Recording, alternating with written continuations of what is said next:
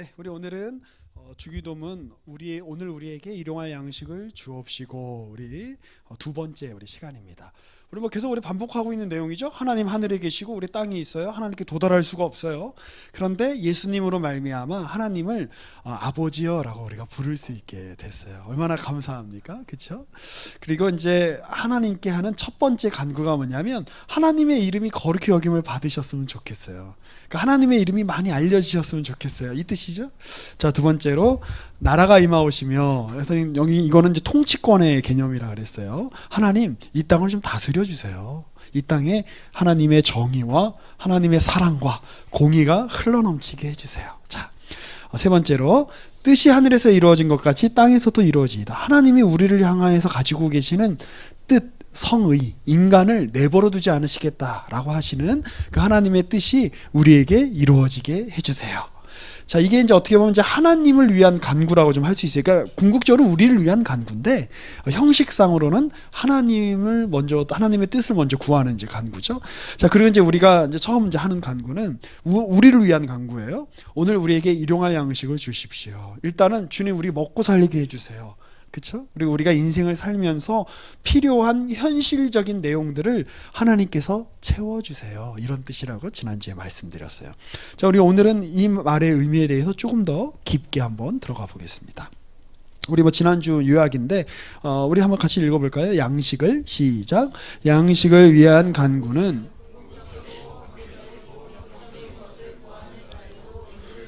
네, 제가 지난주에 그 비유 들었던 거 기억나시죠? 제 아이가 요즘 일주일마다 5,000원씩 용돈을 받는데 그 5,000원 용돈 아이에게 너무나 현실적인 거죠. 그 용돈을 이렇게 받아가지고 저기 편의점에 가가지고 꼭 컵라면을 사더라고요.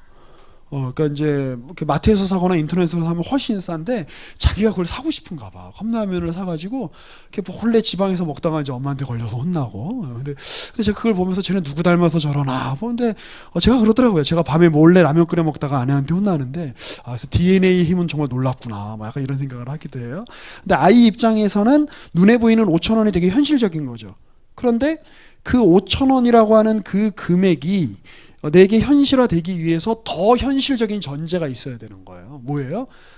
우리 아이가 저의 아들이어야 되는 거예요. 제 아내의 아들이어야 되는 거예요.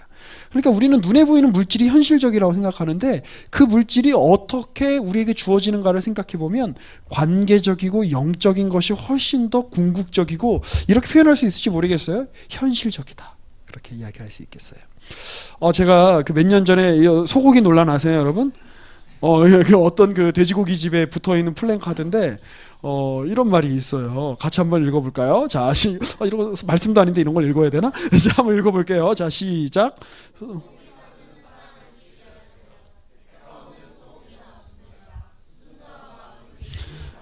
그래요. 우리 지민자매님 기억하시기 바래요. 대가 없는 소고기는 없어요. 일종의 소고기 논란. 한 3년 전쯤에 제가 이제 그 맡았던 청년부에서 한 자매가 저한테 이제 상담을 요청을 해왔어요. 우리 같이 이제 이렇게 상담의 내용은 뭐였냐면 그 친구 이제 굉장히 그 똑똑하고 잘 배우고 지금 어디 이제 국립대학에서 이제 교수를 하고 있는 친구인데 천체물리학 교수를 하고 있는 친구인데 남자친구가 생겼어요. 그래서 이제 녹화가 되는데 얘기해도 되나? 이제 다 아니까 얘기해도 될 거예요. 그 남자친구는 이제 인디 밴드를 하는 친구였어요. 그러니까 무슨 경제적인 능력이 있었겠어요. 메가리가 없지 사람이. 이게 약간 요즘 그 음악풍이 제때랑 많이 바뀐 것 같아요. 그렇지 않아요, 남현 집사님? 요즘에 어떻게 보면 음악 스타일은 찬양 인도하는 것도 그렇고 음악도 그렇고 약간 메가리가 없는 게 약간 유행인 것 같기도 한데 우리 그 형제님도 약간 요즘의 유행을 따라 약간 메가리가 없어 보이는 하지만 굉장히 멋있는 그런 형제인데 고민을 하는 거예요. 얘가 나를 좋아하는 것 같은데 목사님 걔가요 아직 저한테 한 번도 소고기를 안 샀어요 이러더라고요. 그래서 그게 진심일까요? 근데 왜냐하면 이제 이 소고기라는 건 일종의 메타포죠. 은유예요. 그냥 정말 소고기를 사줬냐 이 문제가 아니라 나한테 정말 좋은 거를 갖다 바쳤냐. 어떤 사람 우리 장제자매님에게는 무엇이 소고기입니까? 누군가 이걸 이렇게 나에게 해주면 내가 그래도 좀 신경 썼구나 마음 썼구나 할 만한 게 뭐가 있을까요?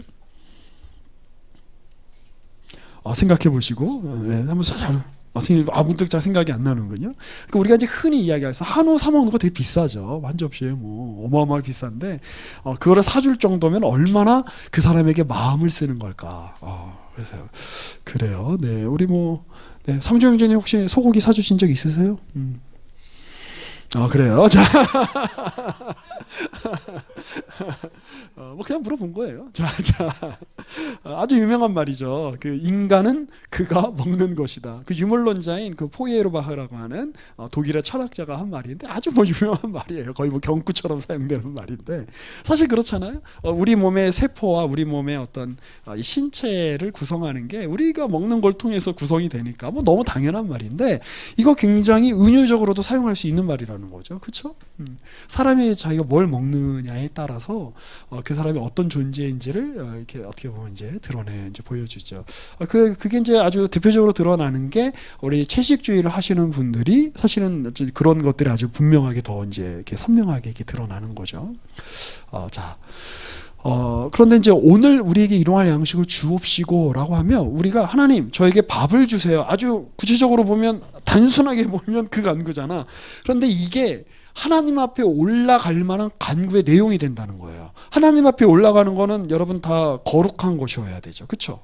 거룩하고 성결해야지 하나님 앞에 올라가는 건데 그렇지 않으면 하나님 앞에 올라갈 수가 없는 거죠. 하나님 앞에 우리가 일종의 기도가 제사라고 한다면 그렇다면 하나님 우리에게 밥을 주세요라고 하는 이 간구가 하나님께서 어떻게 여기신다는 거예요? 거룩하게 여기신다는 거예요. 성스럽게 여기신다는 거예요. 그냥 밥 먹는 건데?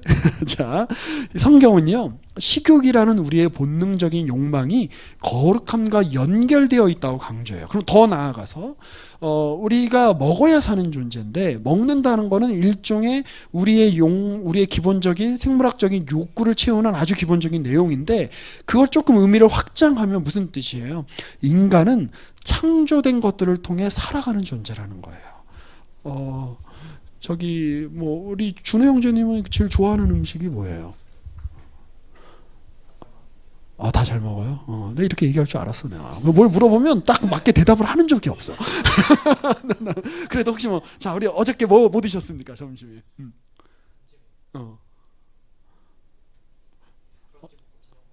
브런치 먹고 또 저녁도 점심에 브런치를 먹고 저녁을 먹었다고요? 약간 형용 모순 같은데? 점심을 안 먹었군요. 그냥 브런치를 먹었다. 좋아요. 브런치 빵을 만들기 위해서 밀이 있어야 되죠. 자, 밀. 혹시 여러분 중에 밀을 만드신 분 있으세요? 없죠.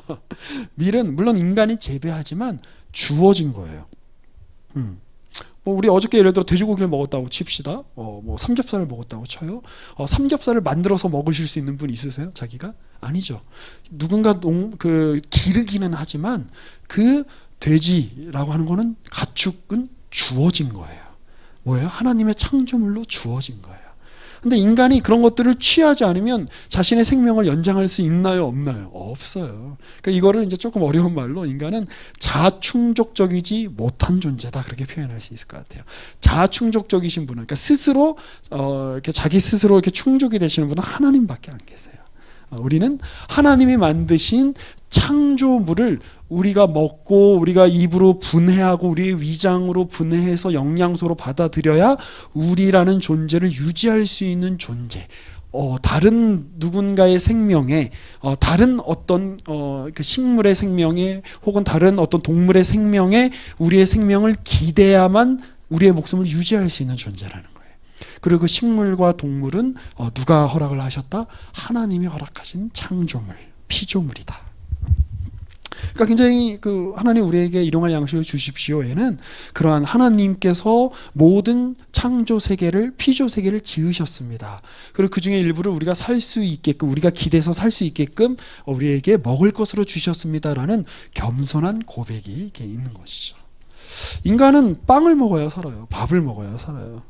저는 주로 밥을 먹어야 살고 저희 아내는 주로 빵을 먹어야 사는 것 같은데 자, 마찬가지로 아까 그 의미 우리는 다른 존재의 다른 식물의 생명이든 동물의 생명이든 그의 생명을 취해야만 우리의 생명을 유지할 수 있듯이 우리는 결국 누구의 생명을 취해야 살 수 있는 존재라고요?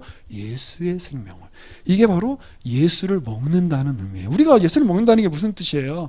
예수님 가서 이렇게 하늘 보좌 위에 올라가서 예수님의 막 그 허벅지살을 뜯어먹고 갈비살을 뜯어먹고 이런 거 아니죠.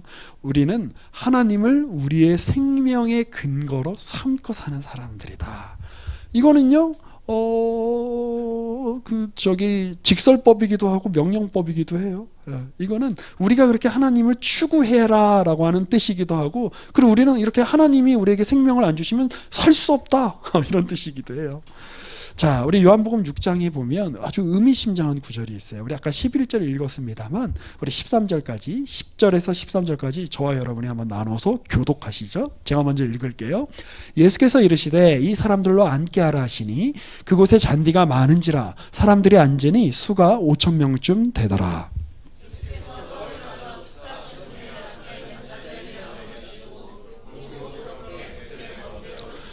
그들이 배부른 후에 예수께서 제자들에게 이르시되 남은 조각을 거두고 버리는 것이 없게 하라 하시므로.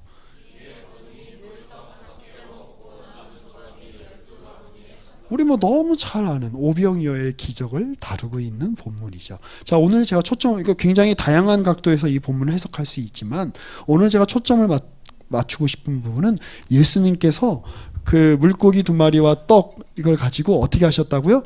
축사하셨다. 축사라는 게 뭐예요, 여러분? 여기에 축복을 해주신 거예요. 감사하신 거예요. 그리고 하나님 이렇게 기도했을 거예요. 우리에게 이러한 일용할 양식을, 우리가 이렇게 먹을 수 있는 양식을 주셔서 감사합니다라고 하며 그 물질을 보며 누구를 경배하는 거예요? 하나님을 경배하는 게 축사예요. 자, 오늘 이게 중요한 거예요. 오늘 이 얘기를 하고 싶은 거예요. 자, 제가 굉장히 좋아하는 저자 중에 한 분인데 그 정교회의 사제세요. 신부님이시고 정교회 신학교에서 가르치셨던 교수님이시고 에스토니아 출신이었나 아마 그럴 거예요. 그리고 이제 프랑스에서 활동하다가 미국에서 이제 가르치셨던 알렉산더 슈멘만이라고 하는 이제 그 정교회 이제 사제가 계세요. 이분이 쓰신 책 중에 세상에 생명을 주는 예배라고 하는 그 책의 일부 대목을 함께 같이 살펴보고 싶어요. 이분이 이렇게 이야기해요. 성경의 관점에서 인간이 먹는 음식, 인간이 취하여 살고 있는 이 세상은 하나님이 그에게 주신 선물이며 하나님과의 교통으로 그에게 주신 것이다. 되게 당연한 얘기 같지만 여러분 우리가 실제적인 의미를 한번 생각해 보세요. 오늘 이제 우리 끝나고 밑에 내려가서 우리 음식 받으실 텐데 여러분들이 이렇게 식판에다가 이렇게 음식 받으시면서 오늘 음식 안 받는구나. 다 나가서 먹죠 오늘. 오늘 음식 받아. 다음 주 미안합니다. 네. 음식 받으면서 이게 하나님과의 교통으로 나에게 주어진 것인가? 하나님의 선물인가? 반찬이 막 지난번에 누가 그러더라고요. 누가 성호 형제가 그랬나? 누가 그랬나? 동혁 형제가 그랬나? 목사님 우리 교회에서 반찬이 고기 반찬이 나왔어요. 막 이러면서 막 흥분하더라고요. 그래서 보통 풀떼기만 나오는데 고기 반찬이 나오면 하나님께 감사할 마음이 좀 들죠. 그런데 이제 고기 반찬이 안 나오면 이게 뭐 감사할 하나님과의 교통 막 이렇게 그냥 배고프니까 먹는 거지 막 이렇게 생각이 들잖아요. 아니라는 거예요. 우리에게 주어진 빵 한 조각, 우리에게 주어진 나물 한 젓갈, 이것이 다 하나님이 주신 선물이고 하나님과의 교통으로 우리에게 주어진 거라는 거예요. 계속 그분의 이야기예요. 흔히 인간을 가리켜 호모사피엔스, 지혜로운 사람, 머리를 쓰는 사람 이런 뜻이죠. 호모파베르, 아마 이분은 이제 불어권에 있어서 이 단어를 쓴 것 같아요. 도구를 사용하는 존재라고 이야기해요. 그런데 이분은 이렇게 이야기해요. 무엇보다 인간의 가장 중요한 본질은 뭐냐? 호모 아도란스. 아도란스는 찬미하다, 경배하다 이런 뜻이에요. 인간은 무엇보다도 인간의 본질은 호모 아도란스다. 찬미하는 존재다. 굉장히 그 중요한 의미심장한 정의죠. 인간에 대한 으뜸가는 가장 기본적인 정의는 인간은 제사장이라는 것이다. 인간의 세상의 중심에 서서 하나님을 찬양하는 자신의 행위, 이게 뭐냐? 하나님으로부터 세상을 받아서 다시 그것을 하나님께로 바치는 행위 안에서 세상을 하나로 통합시키는 존재가 바로 인간이라는 거. 조금 어려운 얘기지만 잘 생각해 보세요. 그러니까 예수님께서 누구에게서 그 보리떡을 받았죠? 떡을 받았죠? 어린아이에게서 떡을 받으셨어요. 그 떡은 세상에서 나온 거죠. 보리를 재배하고 그걸로 떡을 만들고 물고기를 잡아 와가지고 그걸로 이제 반찬을 만들어가지고 갖고 온 거 아니에요.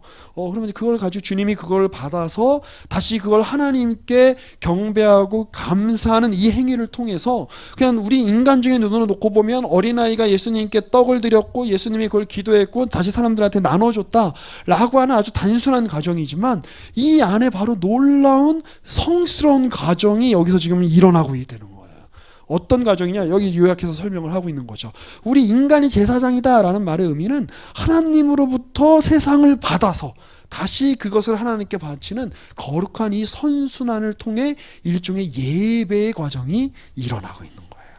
근데 여기서 이건 비유죠. 보리떡은 비유죠. 음식은 비유죠. 여러분들이 받는 세상은 어떤 것이 있어요? 하나님이 여러분들에게 주신 세상에는 어떤 것이 있어요? 그걸 다시 주님께 올려드리는 행위.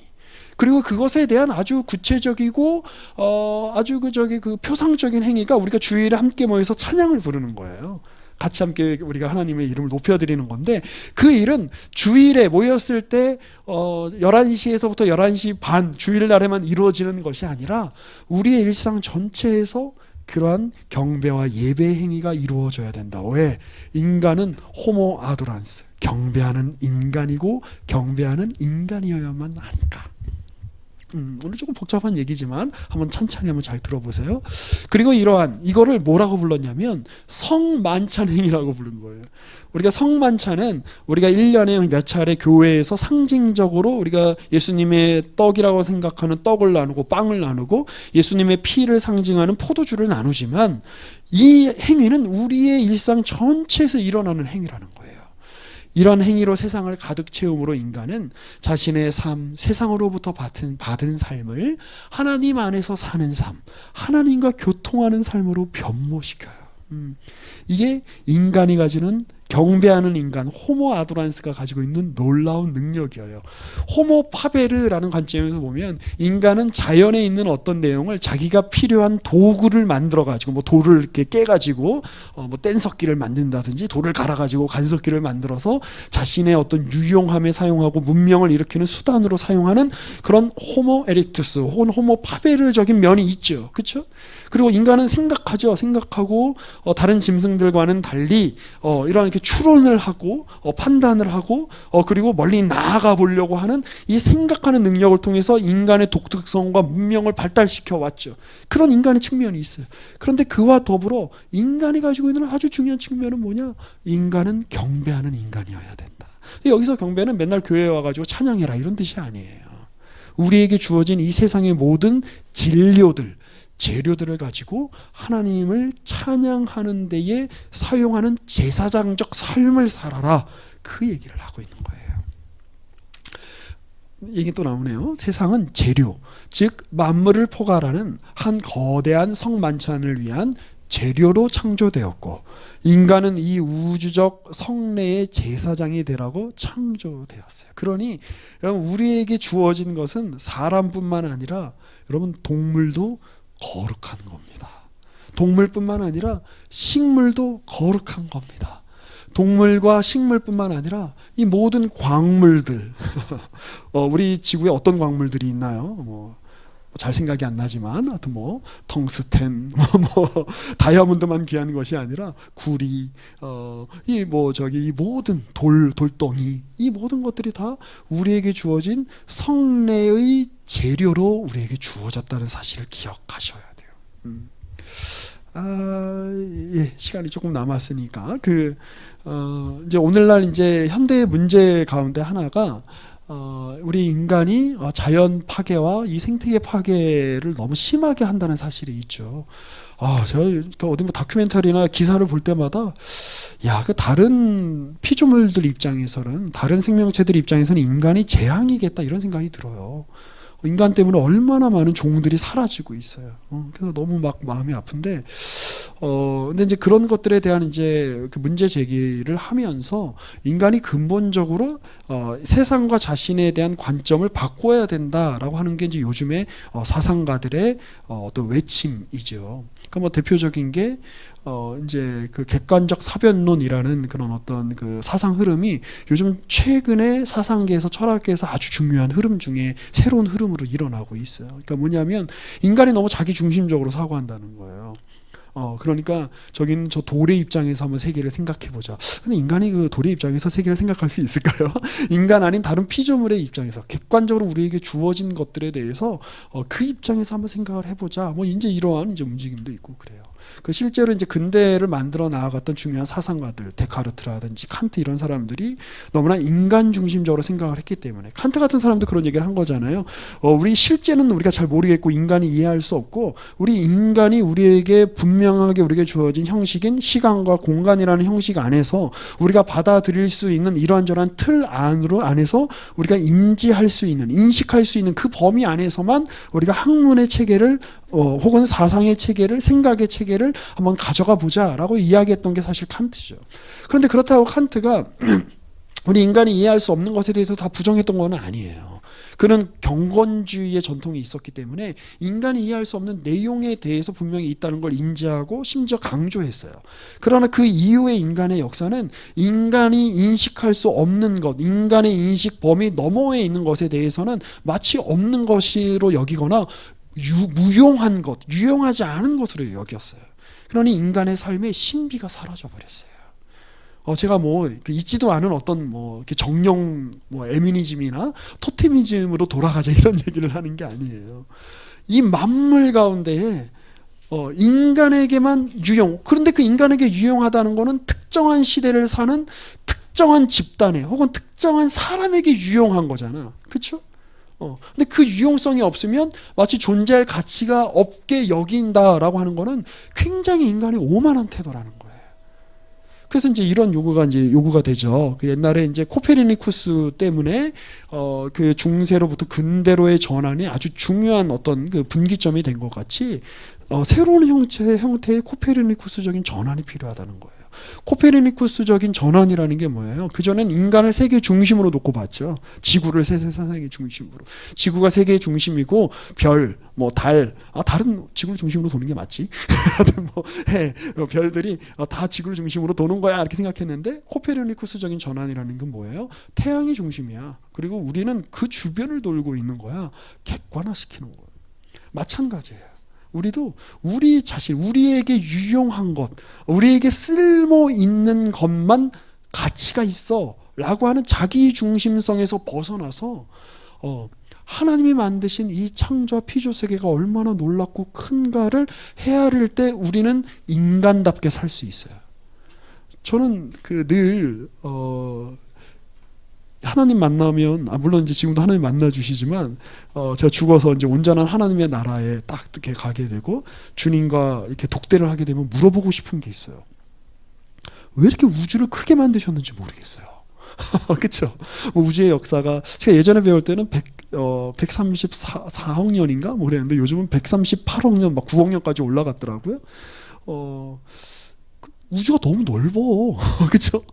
이렇게 이게 쓸데없이 이렇게 쓸데없다는 표현을 써도 되는지 모르겠어요. 쓸데없이 이렇게 넓어도 되나? 그냥 지구 있을 정도면 그냥 태양계 하나 정도만 있으면 될 것 같은데 이 태양계도 그 태양계가 속하는 은하 전체를 놓고 보면 얼마나 작아요. 태양계 우리가 속하는 이 은하도 전체 우주로 놓고 보면 얼마나 정말 티끌만도 못한 존재예요.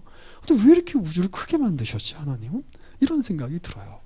그런데 여러분 그러니까 약간 우리가 여기서 이제 천문학자의 혹은 천체물리학자의 관점을 조금 가져오면 좋을 것 같아요. 우리가 인식하지 못한다고 해서 우주가 없는 건가요? 아니죠. 그렇죠? 저 139억 광년 너머에도 어떤 별들이 있고 어떤 세계가 있고 우리가 인지하지 못해도 하나님의 창조 세계는 이만큼 크고 놀랍다를 어떻게 보면 우리에게 암시하고 보여주는 수단으로 이 우주가 이렇게 광대무변한 것은 아닌가라고 하는 어떤 그런 신학적인 상상을 해보게 돼요. 그 마르틴 하이데거라고 하는 그 현대의 20세기 아주 중요한 이제 독일의 철학자가 그런 말을 했어요. 인간이 사물을 자신에게 유용한지 유용하지 않은지를 따지는 어떤 자원으로 보게 된 다음부터 어떤 일이 벌어졌느냐? 사람도 자원으로 보더라. 그 얘기를 해요. 굉장히 의미심장한 얘기죠. 여러분 사람을 자원으로 보게 되면 어떤 일이 일어날까요? 저는 그래서 저 약간 싫어하는 말이 하나 있어요. 인재라는 말 별로 안 좋아해요. 사람은 사람이지 이 사람이 좀 뭔가 능력이 있고 뭔가 잘하면 좋은 어떤 자원이고 그렇지 않으면 자원이 아니고 물론 저 사람 능력이 있는 사람입니다 이런 걸 표현하고 싶어서 그런 말을 쓰는 거는 압니다만 우리가 한번 잘 생각해 볼 필요가 있어요. 자, 그런데 이 성만찬의 신학의 관점에서 우리가 이 세계를 보게 되면 우리가 반대의 극단, 이 세계를 지나치게 신성화해서 어떤 에미니즘이나 토테미즘으로 어떤 되돌아가는 것도 아니고 또 반대의 극단, 우리가 지금 오늘날 우리 인류가 겪고 있는 그리고 이 생태계가 이 지구 세계가 겪고 있는 이 어려움에 어떻게 보면 발단이 되는 인간 중심적인 그리고 인간 외부의 다른 물질과 다른 어떤 객관적으로 존재하는 것들에 대해서 인정하지 않는 그 인간의 오만함을 그 오만함으로 향하지도 않고 어떤 중용의 길에 우리가 설 수 있게 되는 것이에요. 그래, 내가 오늘 어제 준비하면서 이렇게까지 얘기하면 다 표정이 안 좋을 거라고 내가 어제 예상을 하지만 들어두세요. 자, 여기 한번 우리 같이 한번 읽어봅시다. 시작.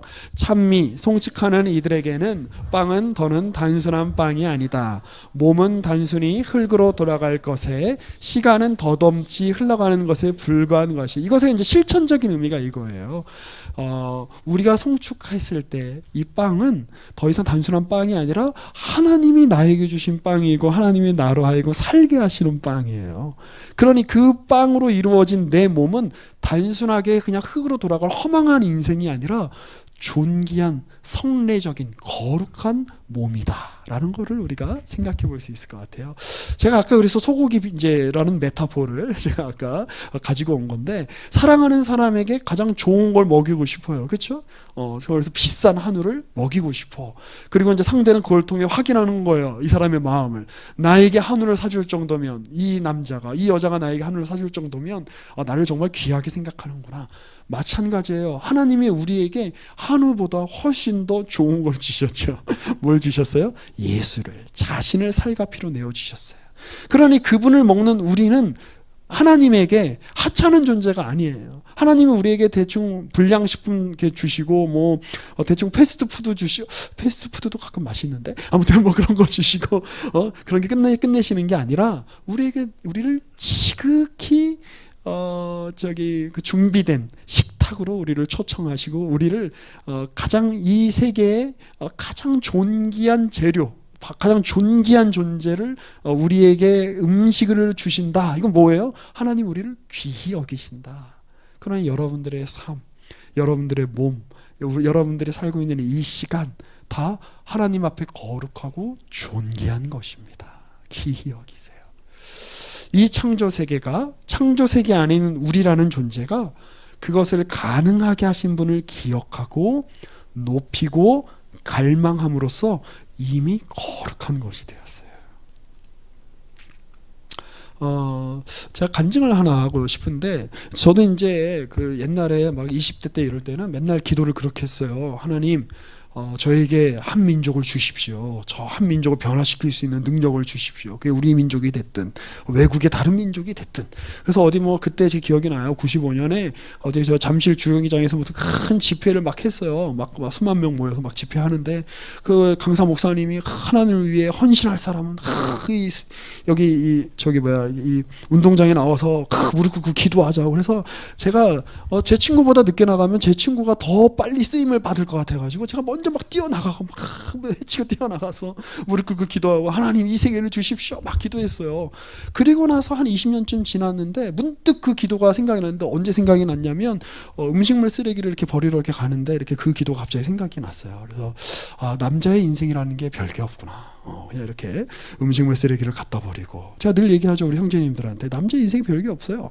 어렸을 때는 엄마한테 혼나고 나이 먹으면 아내한테 혼나고 그게 그냥 이게 내 인생이구나. 이제 이렇게 생각하면서 그런 생각이 이렇게 막 들었는데 음식물 쓰레기통에다가 음식물을 넣는 그 순간에 갑자기 이 시간이 굉장히 거룩하게 느껴지는 거예요. 이 시간에 어떤 성스러운 하나님의 사역이 바로 이런 나의 실존과 나의 삶을 통해서 지금도 하나님이 함께하고 계신다라는 인식이 갑자기 제 안에 확 드는 거예요. 그러니 그 음식물 쓰레기통이 너무나 존귀해 보였어요. 우리의 모든 일상 속에 하나님이 함께하고 계세요. 여러분들이 여기까지는 하나님이 안 계실 거야 라고 생각하는 자리가 있어요? 아니요. 거기까지 하나님이 함께하고 계세요. 잘 생각해 보세요. 자, 로안 윌리엄스라고 이제 영국 성공회 대주교셔. 큰일 났네. 우리 장로교회 목사가 막 정교회 신부님 얘기하고 막 성공의 신부님 얘기. 자, 우리 그분이 그리스도인이 된다는 것이라는 책에서 이제 이런 이야기를 합니다. 같이 한번 읽어볼게요. 시작. 모든 장소와 사람과 삶을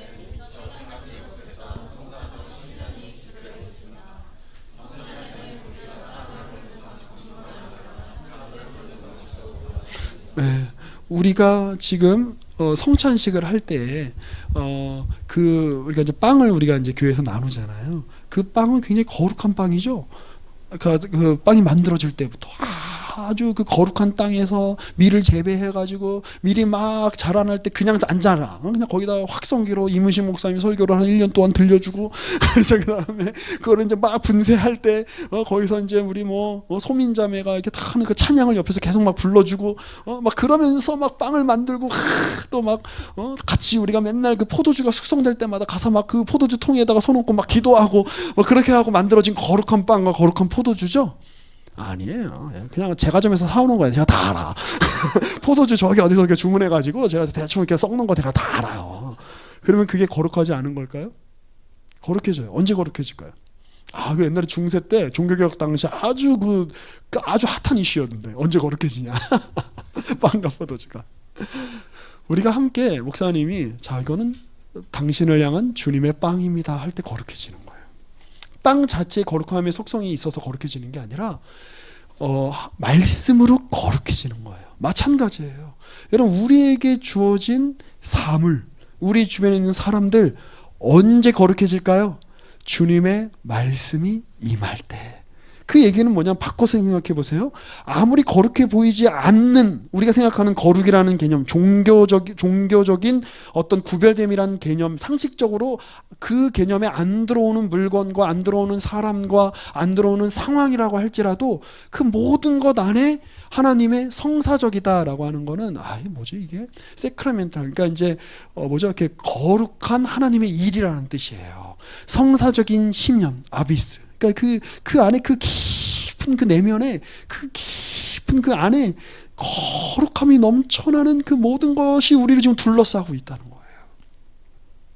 그럼 여러분들이 함께 음식을 먹을 때, 여러분들이 직장 생활을 하실 때, 혹은 여러분들이 홀로 아침에 일어나서 거울을 볼 때, 여러분들이 숨을 쉴 때, 우리가 나가서 바람을 느낄 때, 저기 저 태양의 햇빛을 느낄 때, 우리가 여기 돌 계단을 하나하나 내려갈 때 숲을 속에서 개미들이 다니는 것을 보고 공기의 흐름이 시간이 지나면서 따라 열기가 줄어들고 점점점 서늘한 공기들이 점점 이렇게 많아진다는 것을 느낄 때 그 모든 일 가운데 하나님이 거룩하심을 담아내고 계신다. 봐라. 내가 너를 위해 만들어 놓은 창조의 세계다. 이 안에서 너는 거룩하고 가치 있는 자로 서라.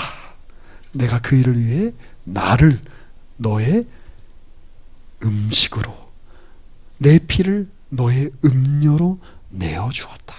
우리 그 주님의 음성이 지금도 이 자연세계 안에서 우리에게 들려오고 있는 것이에요. 그러면 그런 사실을 아는 사람은 밖에 보이는 나뭇잎 하나도 정말 주님께서 나에게 허락하신, 우리에게 허락하신 거룩한 존재라는 걸 아는 사람은, 밖에 이렇게 날아다니는 새를 보며 하나님의 신성과 하나님의 사랑과 하나님의 일하심을 보는 사람은 내 옆에 있는 사람에 대해서 얼마나 깊이 있게 볼 수 있게 될까요? 놀랍죠. 피조물 중에 최고인데. 우리 그런 관점으로 우리의 일상을 여러분 채워가시는 저와 여러분들이 되기를 주님의 이름으로 축복합니다. 우리 이 시간에는 반주 안 해주셔도 되고요. 우리 잠깐 우리 침묵 속에 함께 같이 묵상하며 우리 한 기도했으면 좋겠습니다. 우리 이 시간에 먼저 우리 마음에 한번 떠올려 봅시다. 지금 여러분들이 저 거하고 있는 그 자리 가운데에서 야 여기는 하나님이 계시는 자리가 아닐 거야라고 생각되는 혹시 그런 자리가 혹시 있습니까? 야 여기 이 공간은 하나님과 상관없는 공간이야라고 생각되는 혹시 그런 공간이 있습니까? 혹시 그게 어떤 분들에게는 자기의 방이 될 수도 있고, 그게 어떤 분들에게는 회사의 사무실이 될 수도 있고, 그게 어떤 분들에게는 나를 노예처럼 부리는 담당 교수님의 방이 될 수도 있겠네요. 자, 그런데 우리 거기에 우리 한번 이렇게 마음으로 묵상하며 기도해 봅시다. 하나님, 그 자리, 나의 삶의 모든 자리에 하나님의 거룩하심이 임하게 하여 주시옵소서. 하나님이 나를 모든 내가 경험하고 있는 모든 시간과 모든 공간 속에서 나를 먹이시고 나를 입히시고 나를 이끌어 가신다라고 하는 사실을 제가 믿음으로 고백하게 하여 주옵소서. 우리 시간 한 30초에서 1, 2분 정도 그렇게 묵상으로 잠잠히 우리가 묵상하며 주님을 바라보며 함께 같이 기도하겠습니다.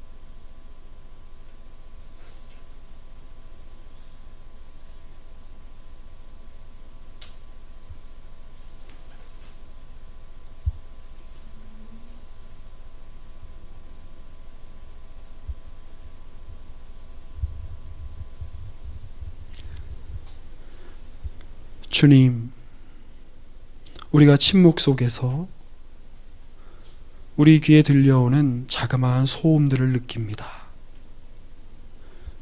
우리가 침묵 속에서 우리의 발이 이곳 건물의 평평한 지면에 닿아 있다는 것을 느낍니다. 주님, 우리는 침묵 속에서 바람이 불고 해가 비치고 나뭇잎이 움직이고 곤충들과 새들, 하나님이 만드신 피조 세계가 하나님 앞에 존재하고 있으며 그 자체로 하나님께 올려드리는 경배의 내용이 되며 거룩하신 하나님의 일하심에 놀라운 심연을 담아내고 있다는 것을 우리는 또한 느낍니다. 그러니 주님이 우리에게 허락하신 이 창조 세계 안에서 주님이 우리에게 먹여주시는 그 모든 매일의 일용할 양식을 구하는 과정 속에서 주님을 바라보고 주님을 경배함으로 이 창조 세계와 주님 사이를 연결하는 제사장적 삶을 살 수 있도록 주님은 우리에게 은혜를 베풀어 주시옵소서. 우리가 매일의 양식을 먹을 때마다 주님을 경배함으로 이 양식이 단지 물질에 지나거나 헛된 것이 아니라 하나님이 우리를 먹이시는 하나님의 손길임을 기억하게 하시고 우리의 삶 전체가 주님을 향한 경배와 찬미와 주님을 기억하는 온전한 삶이 되어 나아갈 수 있도록 주여 우리 모든 청년들의 실존과 인생과 시간과 공간 속에 주의 거룩하신 영으로 임재하여 주시옵소서.